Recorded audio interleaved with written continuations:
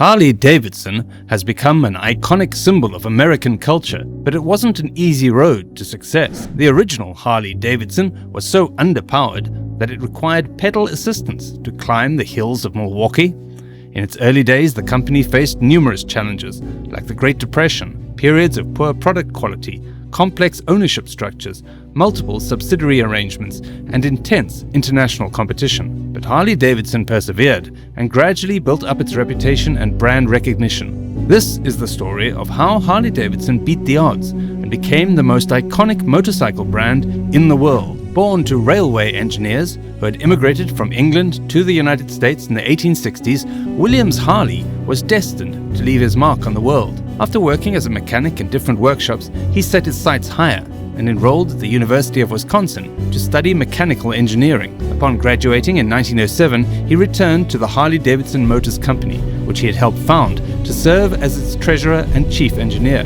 His remarkable work would culminate in the iconic Harley Davidson motorcycles we know and love today. Sadly, Williams Harley died in 1943, but his legacy lives on in the hearts of all motorcycle enthusiasts around the world. Walter Davidson was born in Milwaukee, Wisconsin in 1843 to Scottish parents who had immigrated to the United States. Growing up in a small Scottish area of Cambridge in Wisconsin, Walter had early dreams of success and entrepreneurship. After the family moved to Milwaukee in 1903, Walter was able to meet up with his friend Arthur Harley, and together they were able to bring the Harley Davidson Motorcycle Company to life. Walter was the one who provided the initial venture capital for the company, a loan of $170 from his uncle who owned a bee farm in Madison. This investment was the start of the Harley Davidson Motorcycle Company, a company that would grow to become an iconic American brand. With Walter's business sense and Arthur's engineering skills, the company was able to create the first motorcycle in 1903 and continued to revolutionize the motorcycling industry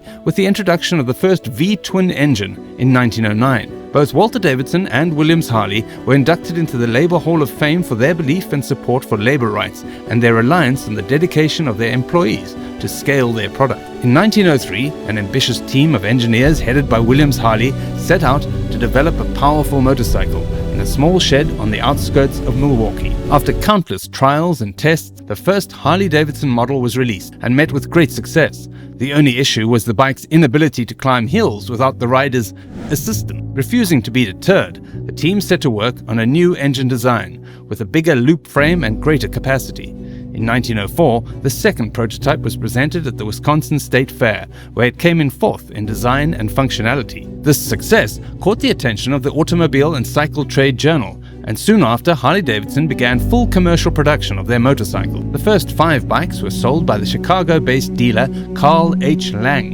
and the rest, as they say, is history. From these humble beginnings, Harley-Davidson has grown to become one of the most iconic and powerful motorcycle companies in the world. All the success that the Harley-Davidson Motorcycle Company has achieved was planned and executed by Harley's dad. However, as the company hit milestones and gained more recognition, moving to a factory to start commercial quantity production became necessary. By 1906, Harley-Davidson moved into their first factory, which remains its headquarters to this day. While at the new factory, Harley-Davidson registered with regulatory authorities and was officially incorporated.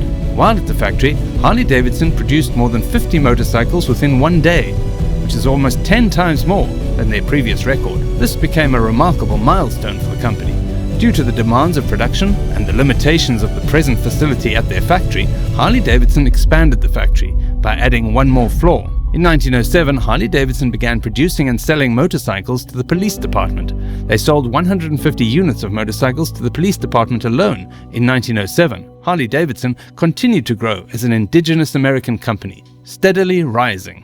But this is not where its story ends. It'll get even more interesting. Harley-Davidson has a long and rich history. One such is its role in the World Wars. Harley-Davidson ran contracts for both the United States and British military during the 2 World Wars. Harley-Davidson built its J model, which became famous during World War I. Harley-Davidson did not only stop at building motorcycles for the use of the military, but also created a military technical school to train military mechanics.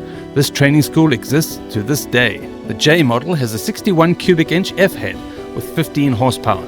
It also featured a 3-speed hand shift and a gas headlamp. One of the most notable generals of the World Wars, known as General John or Black Jack, was said to have used it during the Mexican Revolution. The J model was used in the World War because of its flexibility and was often armed with a machine gun. The motorcycle was also used as an ambulance and a dispatch during the war. Towards the end of the World War, Roy Hotz, a US Army corporal, was sent on a mission into a German troop-controlled part of Germany. He rode on his Harley Davidson J model on the dangerous mission, and he was caught and imprisoned by the German troops on his way. Thankfully, 3 days after he was captured, World War I ended, and Roy was released with his J model motorcycle. Harley Davidson roared into the Second World War as a major supplier of motorcycles to the United States military.